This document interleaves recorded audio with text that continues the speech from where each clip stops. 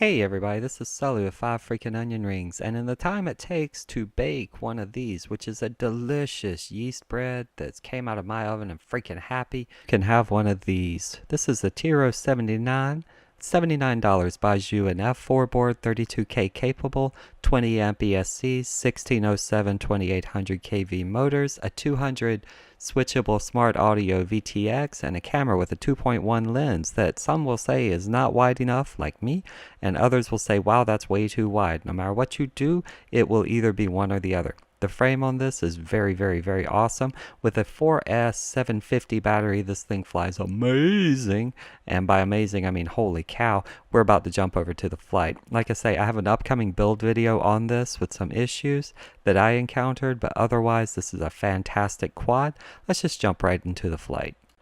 So here we are, getting ready. Like I say, I'm using a ZOP 750. It says it's a 70C, but that's just a lie, because ZOP overdoes everything. And one thing you can hear here, this is the quietest quad I have ever heard in my entire life. It's actually quieter than my 120 liter, which uses 1104 7500 kV motors.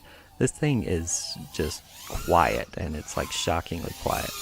And this camera footage you're seeing is completely unedited. It was a cloudy day, about 55 degrees.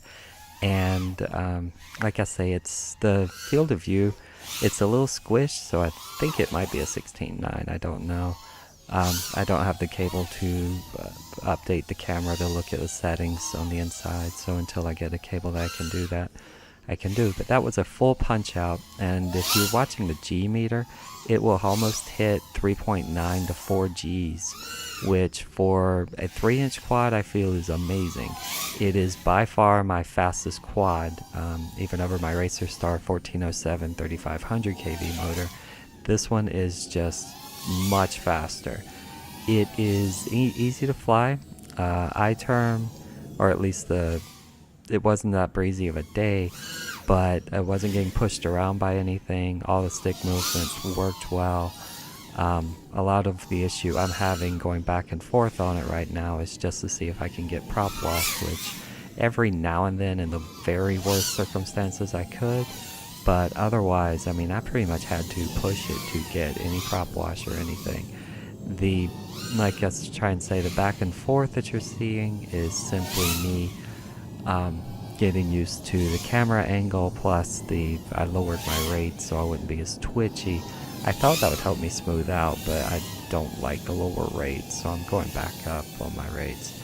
These are stock PIDs, so they could easily be retuned, but one thing I noticed after several packs, and this was actually this was a mid-pack, it was my first true 4S flight on it. There was another punch out, and like I say, I think it's got some kick to it.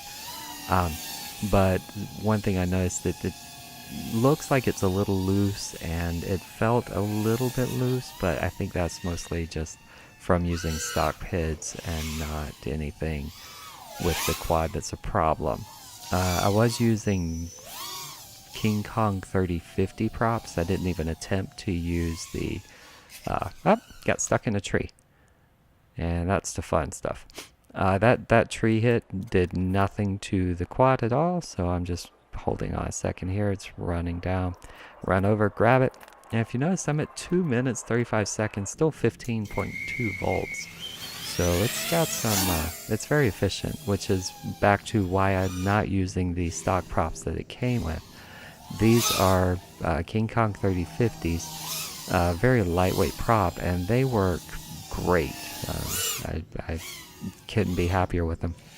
I will say the Dow props, Dow 3052s are probably much better, and I have a pair. I'll be trying them out, but for the cost, the King Kong props were inexpensive. They gave me no problems, and I was able to get some long flight times.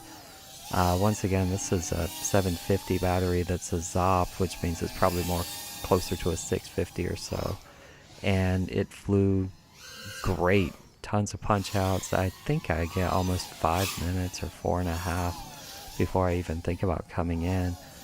And when I landed, it was all at 3.6. The important part about the landing I keep forgetting about is that it is, the motors were absolutely cold, like cold.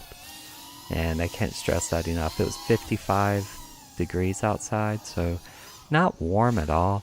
But normally when I fly any quad outside in cold weather, whenever I touch the metal afterwards on the bell, it will, you can at least tell they've been run. These were so cold that you couldn't even tell if it was stock, or like if I just plugged the battery in, or if I just run after this flight and several others. You really could not tell at all that the motors had been used. I mean, they were pretty much just cold.